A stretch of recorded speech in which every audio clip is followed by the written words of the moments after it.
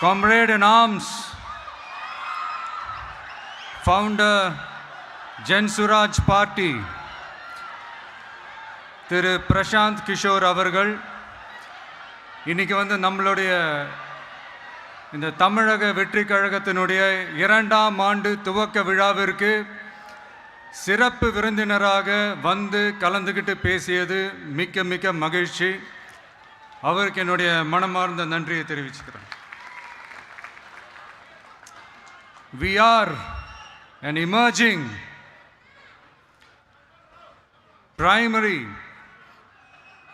political force in Tamil Nadu politics with a firm commitment to create history in the upcoming 2026 assembly elections of Tamil Nadu, like 1967 and 1977 assembly elections of our state.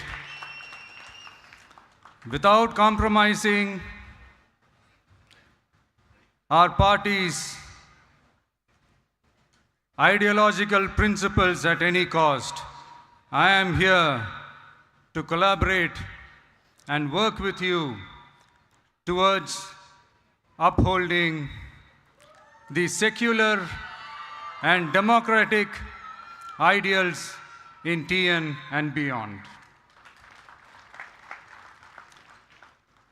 என் நெஞ்சில் குடியிருக்கும்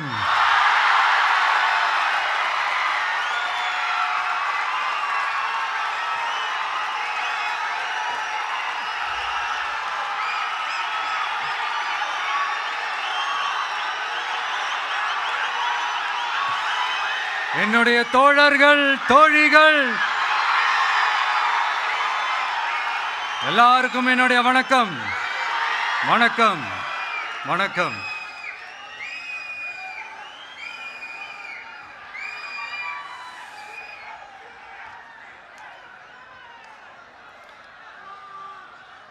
இந்த அரசியல்னாலே வேற level தான்ல.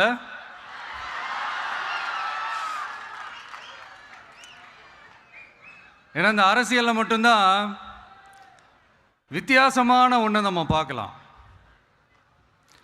யார் யாரை எப்போ எதிர்ப்பாங்கன்னே நமக்கு தெரியாது. யார் யாரை எப்போ ஆதரிப்பாங்கன்னே நமக்கு தெரியாது. அதை கணிக்கவே முடியாது. அதனால தான் இந்த அரசியலில் மட்டும் முன்னாடியெல்லாம் சொல்லி நம்ம கேள்விப்பட்டிருப்போம், நிரந்தர நண்பனும் நிரந்தர எதிரியும் இல்லைன்னு சொல்லுவாங்க. அரசியலுக்கு யார் வேணாலும் வரலாம், அது ஒரு ஜனநாயக உரிமைன்னு சொல்லுவாங்க. ஆனால் மக்களுக்கு ரொம்ப ரொம்ப பிடிச்சி போன ஒருத்தன் அரசியலுக்கு வரான்னா அதை கண்டிப்பாக நல்லவங்க எல்லாம் வரவேற்பாங்க. ஆனால் ஒரு சில இந்த அதிகார இல்லை அது வேணாம், ஒரு சில பேருக்கு மட்டும் கொஞ்சம் எரிச்சல் வரத்தானே செய்யும். அது இருக்கும் தானே. என்னடா இவன் திடீர்னு ஒருத்தன் என்ட்ரி கொடுத்துட்டானே, இது வரைக்கும் நாம சொன்ன பொய்யெல்லாம் நம்பிக்கிட்டு மக்கள் நமக்கு ஓட்டு போட்டுக்கிட்டு இருந்தாங்களே. ஆனால் இப்போ இவன் சொல்றதெல்லாம் பார்த்தா மக்கள் மனசுக்கு ரொம்ப நெருக்கமாக வேற இருக்குது. அதுவே நமக்கு ஒரு பெரிய நெருக்கடியாகவும் இருக்குது. இவனை என்ன பண்ணலாம், என்ன செய்யலாம், எப்படி இவனை இது பண்ணலாம், க்ளோஸ் பண்ணலாம்.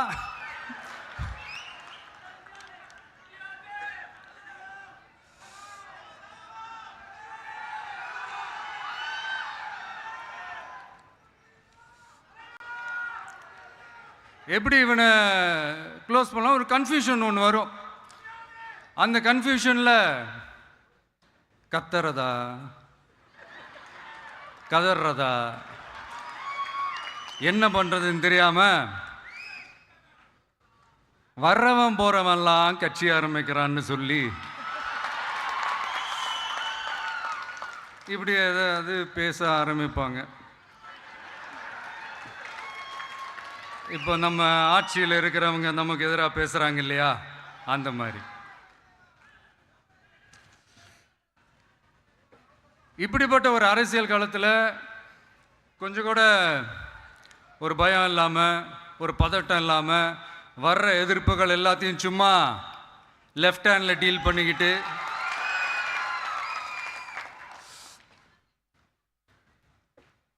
இதோ நம்மளுடைய தமிழக வெற்றி கழகம் முதலாவது ஆண்டை கடந்து இப்போ 2வது ஆண்டில் அடி எடுத்து வைக்கிறோம்.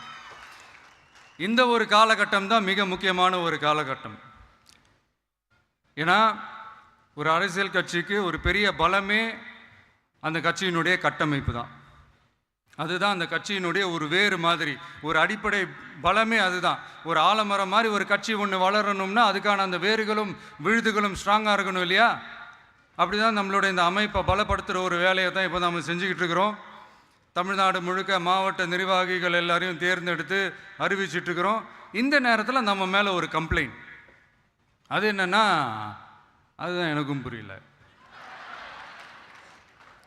நம்மளுடைய மாவட்ட நிர்வாகிகள் எல்லாருமே வெறும் இளைஞர்களாகவே இருக்கிறாங்களாம். ஏன் இருந்தா என்ன?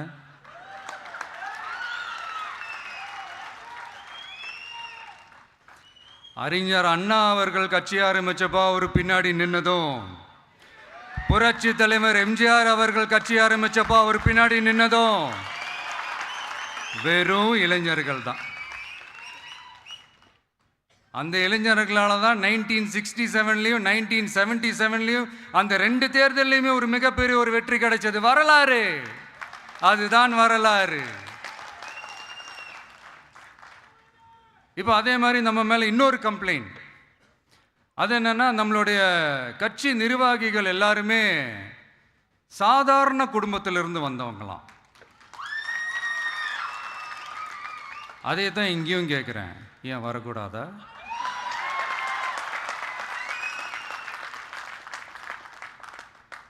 சாதாரண குடும்பத்திலேருந்து வந்தவங்க தான் பெருசு பெருசாக சாதிச்சிருக்கிறாங்க. இன்னும் சொல்ல போனா நம்மளுடைய கட்சி எளிய மக்களுக்கான கட்சி தானே. அப்படி இருக்கும்போது நம்மளுடைய கட்சி நிர்வாகிகளும் எளிய குடும்பத்தை சேர்ந்தவங்களா தான் இருப்பாங்க. நம்மளுடைய கட்சி ஒன்றும் பண்ணையாறுகளுக்கான கட்சி கிடையாதுல்ல.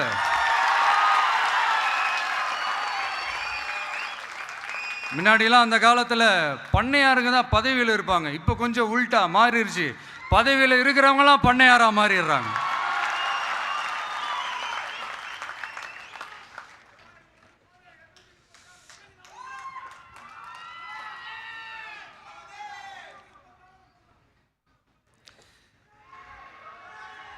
மக்களுடைய நலனை பற்றியோ, நாட்டோட நலனை பற்றியோ, வளர்ச்சிகளை பற்றியோ எதை பற்றியும் கவலைப்படாமல் பணம் பணம் பணம், எந்தெந்த வழிகளில் எந்தெந்த ரூட்லலாம், இப்படிப்பட்ட இந்த மைண்ட் செட் உள்ள இந்த பண்ணையார்களை அரசியலை விட்டே அகற்றுவது தான் நம்மளுடைய முதல் வேலை.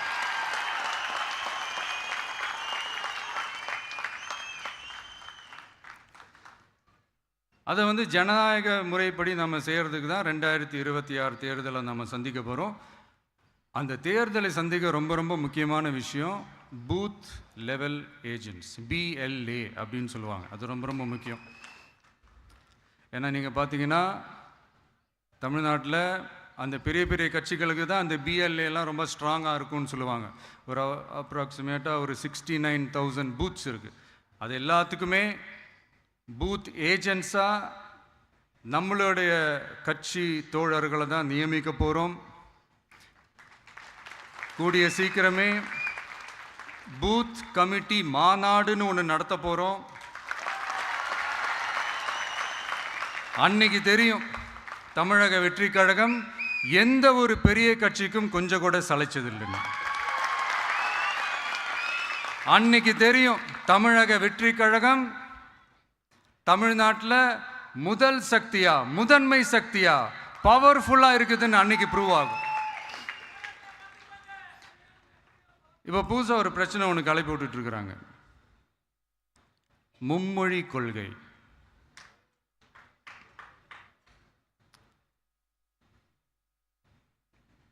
அதாவது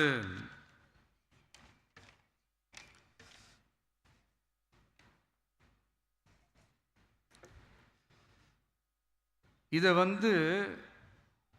இங்கே செயல்படுத்தலைன்னா இந்த கல்விக்கான நிதியை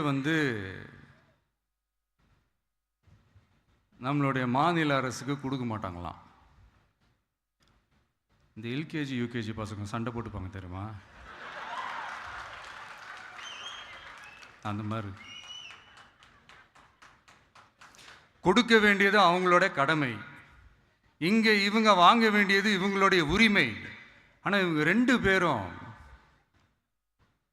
இங்கே எவ்வளோ சீரியஸாக ஒரு பிரச்சனை ஓடிக்கிட்டு இருக்கு. இவங்க 2 பேரும் அதாங்க நம்ம ஃபாசிசமும் நம்ம பாயாசமும், அதான் நம்ம அரசியல் இனிமையும் கொள்கை இனிமையும். 2 பேரும் என்ன பண்ணுறாங்கன்னா 2 பேரும் பேசி வச்சுக்கிட்டு இந்த செட்டிங்லாம் பண்ணி வச்சுக்கிட்டு மாற்றி மாற்றி சோஷியல் மீடியாவில் ஹேஷ்டாக் போட்டு விளையாட்டுருக்குறாங்க.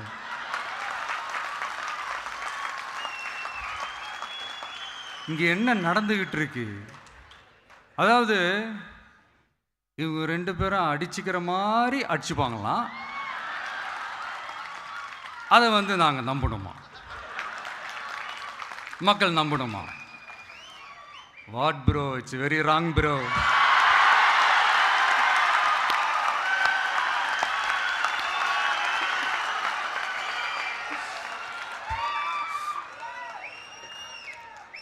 இதுக்கு நடுவில் நம்ம பசங்க உள்ள பூந்து அங்கே ஒரு சம்பவம் ஒன்று பண்ணிட்டு டக்குன்னு வெளியே வந்துடுறது. டிவி கே ஃபார் டிஎன் அப்படின்னு சொல்லி. யார் சார் நீங்களா, எங்க சார் இருக்கிறீங்க?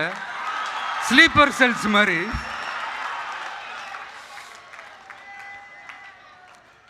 அதனால இதெல்லாம் மக்களுக்கு நாம சொல்லி புரிய வைக்க வேண்டிய அவசியமே கிடையாது. அவங்களுக்கே தெரியும் இதெல்லாம் எவ்வளோ பெரிய ஒரு ஏமாத்து வேலைன்னு.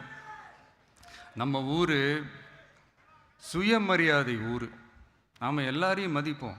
ஆனால் சுயமரியாதையை மட்டும் யாருக்காகவும் எதுக்காகவும் விட்டு கொடுக்க மாட்டோம்.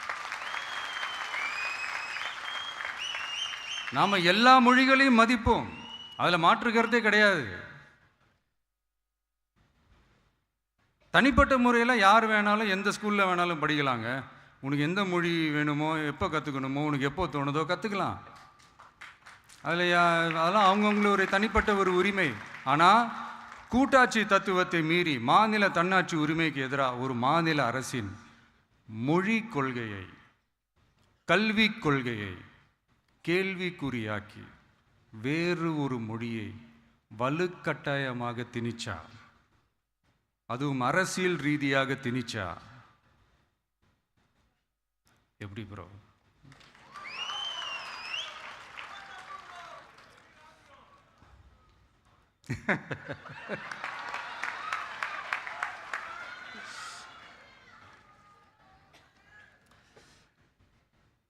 அதனால் நம்மளுடைய தமிழக வெற்றி கழகம் சார்பாக நாமளும் இந்த பொய் பிரச்சாரங்களை எல்லாம் புறம் தள்ளிவிட்டு இதை நாங்கள் உறுதியாக எதிர்ப்போம்.